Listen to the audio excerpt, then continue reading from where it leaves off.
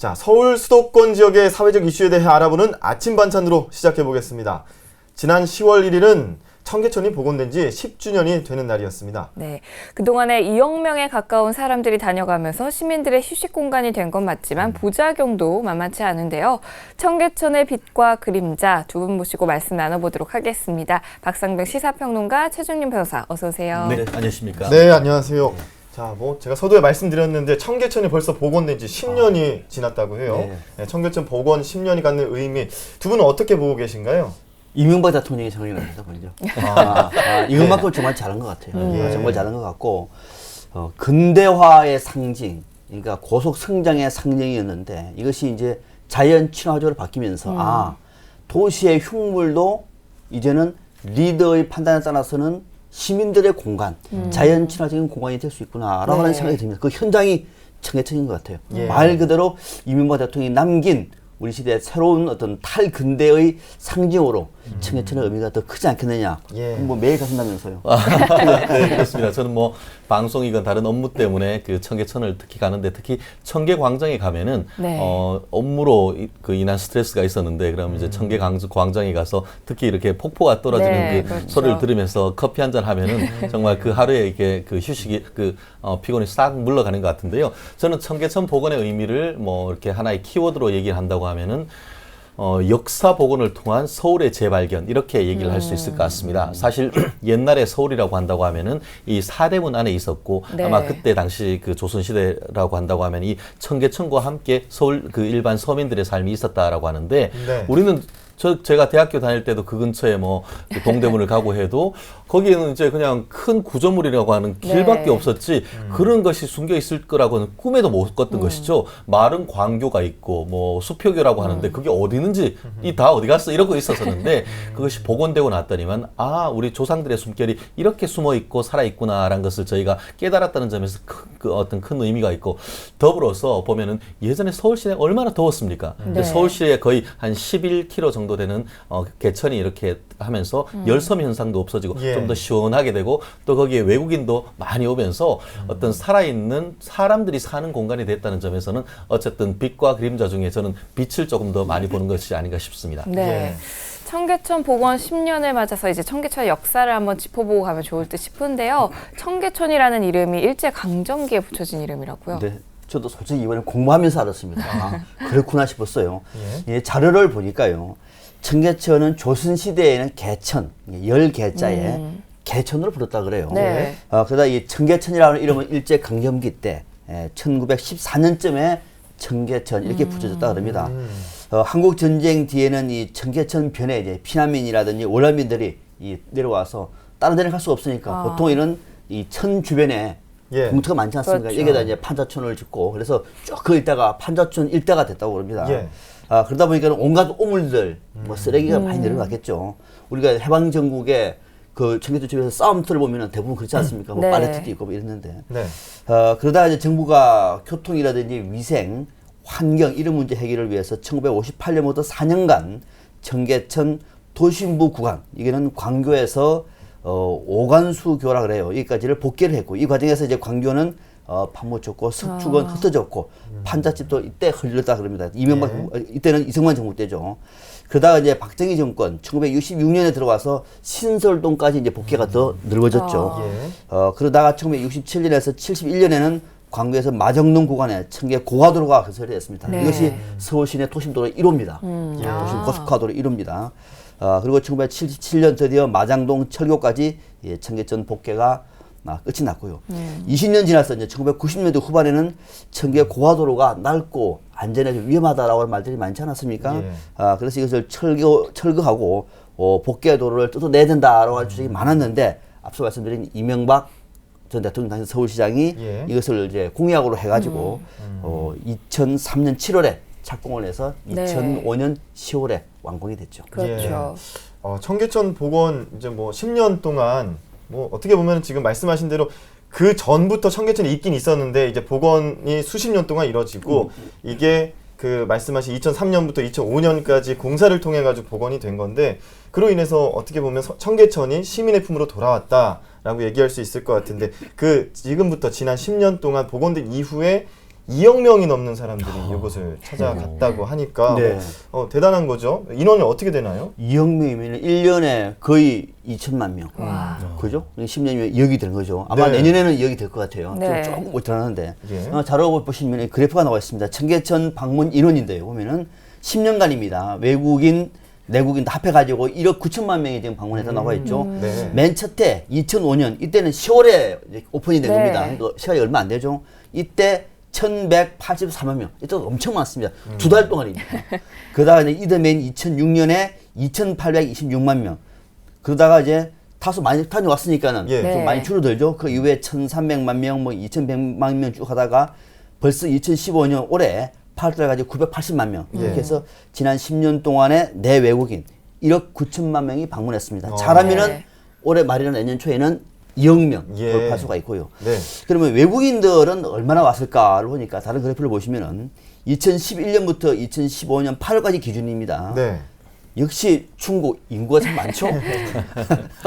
182만 명. 예. 중국이 제일 많고 그다음에 태국 한 40만 명쯤 되고요. 태국도 많이 왔네요. 태국도 많네요.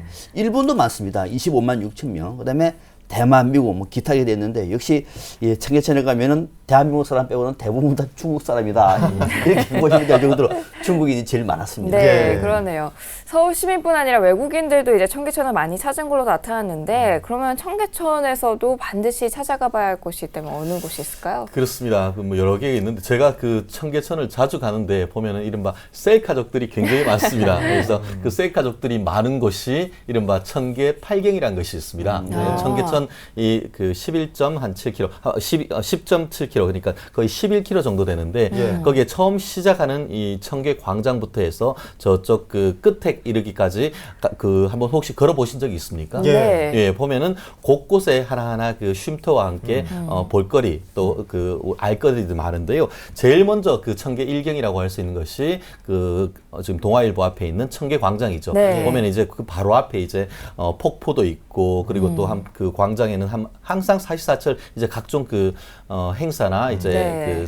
뭐 공연 문화 공연 같은 것들이 있는데 그것이 빠질 곳이 빠질 수가 없는 것이고 이경 같은 것이 광교 지금 광통계라고 하는데요. 네. 지금 그 SK텔레콤 그 설인동 그 근처에 있는 것으로 알고 네. 있는데 이게 그 옛날 그 조선시대 초기에 그 이 태종 이방원이 10년에 정동에 있던 그 태조 그 이성계 비었던 신도광무의 무덤을 정릉으로 옮겼다고 합니다. 네. 그러고 나서 남았던 묘지석이 있는데 그 묘지석으로 이렇게 그 이쁜 다리를 만들었다고 합니다. 뭐가 미워서.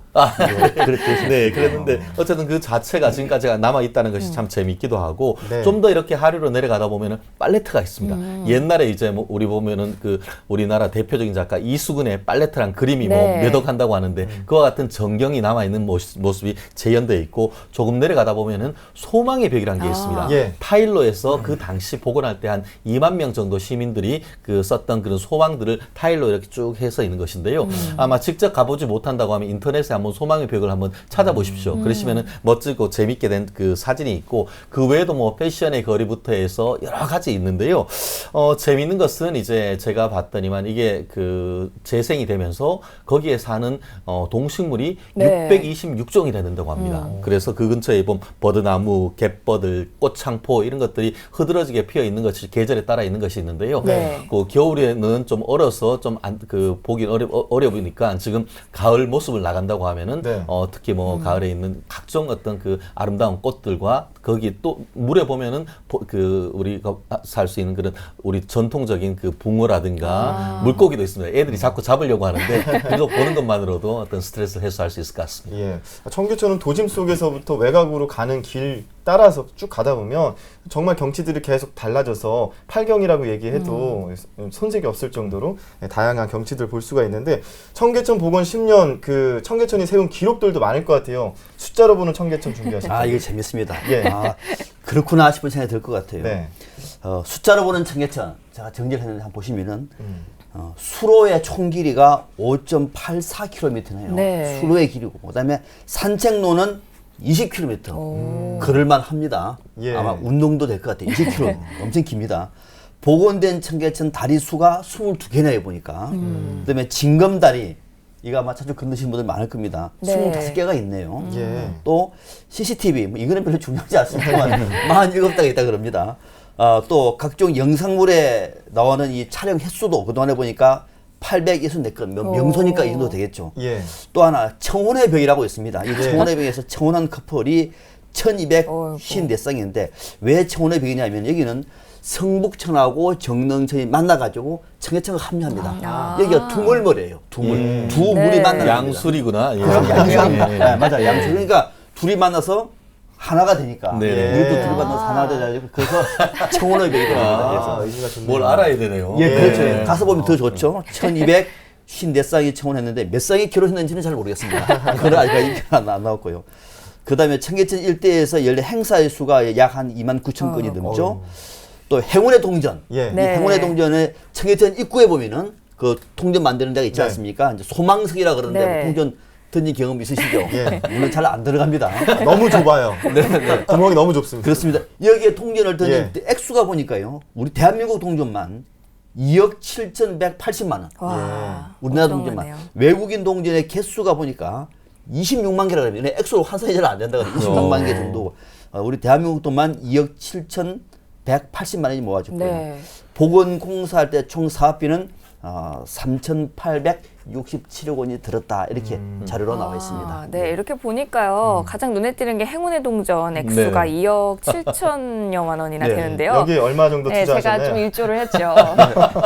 행운이 좀 오길 바라는 마음에서 했는데 네. 잘 되진 않더라고요. 잘 됐습니다. 그래서 이 자리에 앉고 있습니다. 그렇군요. 이제서야 그렇죠. 이뤄진 네, 거군요. 그렇습니다. 결국은 거기에 들어가지 않더라도 예, 그렇게 기부하는 것만으로도 좋은 마음이 실현된 것 같은데요. 네, 그렇죠. 지금 보니까 그 행운의 동전이 한 10년 동안 모아진 돈이 박 박사님 말씀하신 대로 한 2억 7천만 원. 네. 근데 그 1년으로 나누면 1년에 2,700만 원.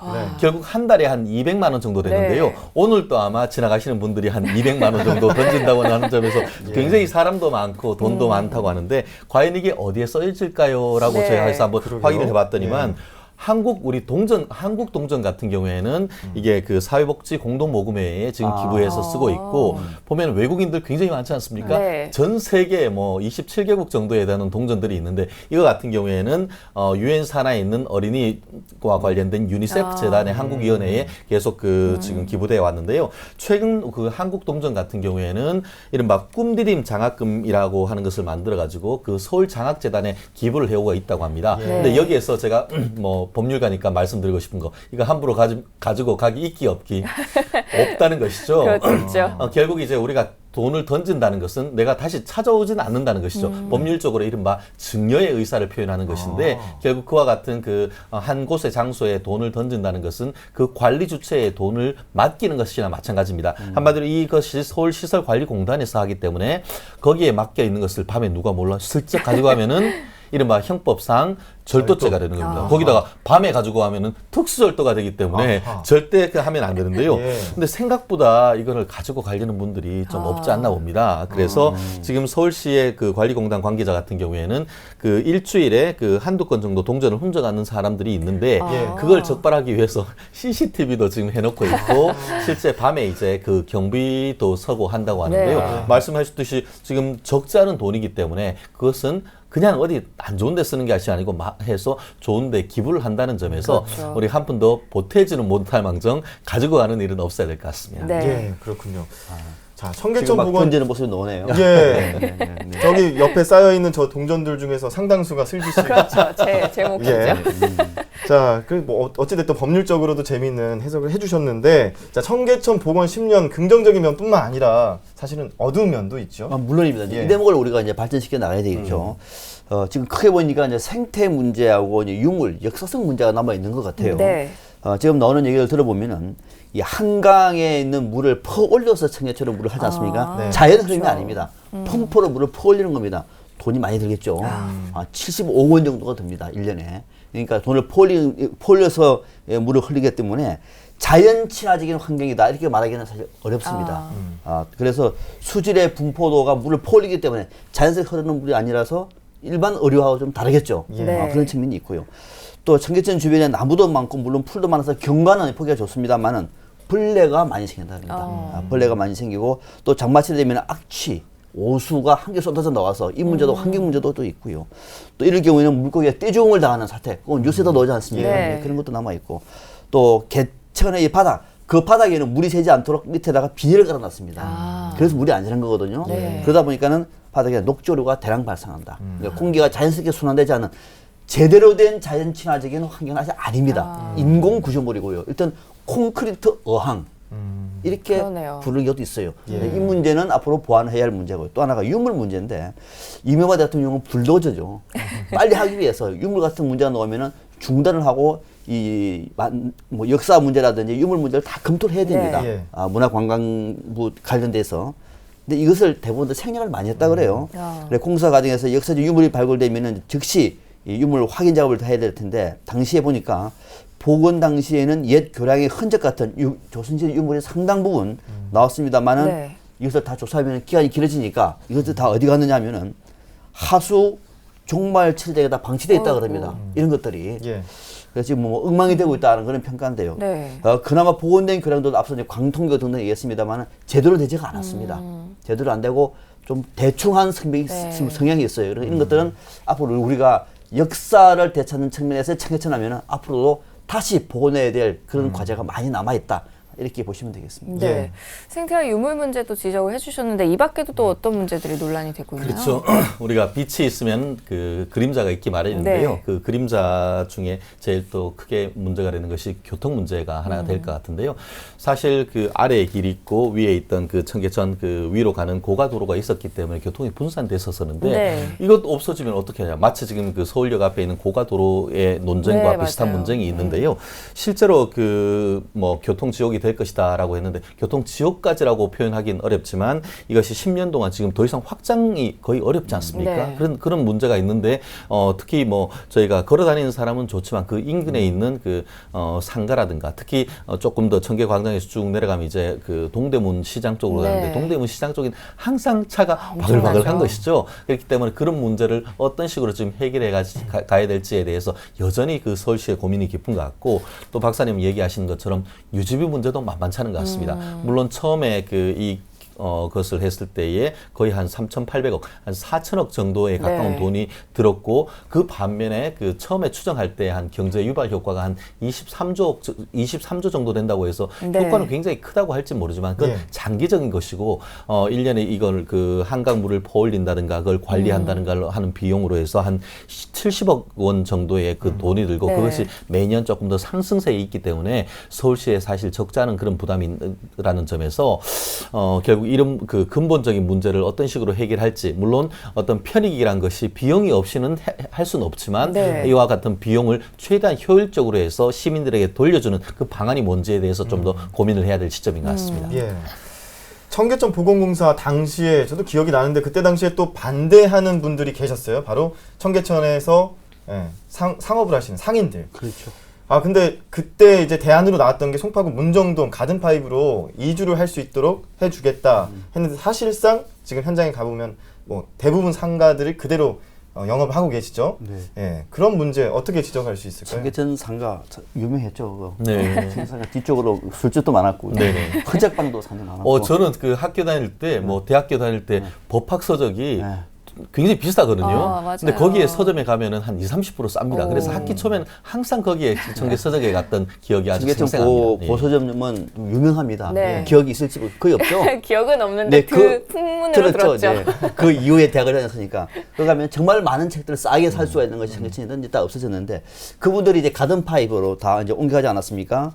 서울시와 SH공사가 조성했던 가든파이브, 당시 동양 최대 규모를 이제 촬영을 했는데 네. 근데 그 당시에는 뭐 최대 규모긴 했습니다만은 고분양가라든지 또 고임대료 이것 때문에 청계천 상인들은 입주를 많이 끊었다 그래요. 돈이 예. 안 되니까. 또 그 이후에도 상권이 활성화되지 않아서 이게 비싼 임대료를 내지 못해가지고 문을 닫는 그런 상인들도 네. 많았다 그럽니다. 그나마 지금 남아있는 100여 명의 청계천 상인들은 올 1월에 청계천 이주 상인에 대한 특별 분양 기간이 끝났습니다. 예. 이제 특기가 끝난 거죠. 가려도 이제 갈 수가 없는 겁니다. 그러네요. 그래서 여기서 청계천에 일터를 잃은 사람들이 가든 파이브도 가지 못하고 또는 가도 결국 거기서도 밀려난 이 사람들을 서울시에서는 다소 좀 챙겨야 되는 것 아니냐라고 하는 이런 이중 문제도 아직은 사실 남아 있습니다. 네, 이런 문제들이 있는데 그렇다면 이제 박원순 서울시장은 가든5 문제나 뭐 인공적 복원에 따른 부정적 시선에 대해서 어떤 계획을 갖고 있는 건가요? 그렇습니다. 지금 박 시장님이 서울 시민을 위해서 할 수 있는 일 중에 아주 상당히 큰 그 일 중에 하나인 것이죠. 청계천 문제가 청계천 시내의 문제뿐만 아니고 네. 지금 저쪽 송파구에까지도 지금 문제가 그렇죠. 있는데요.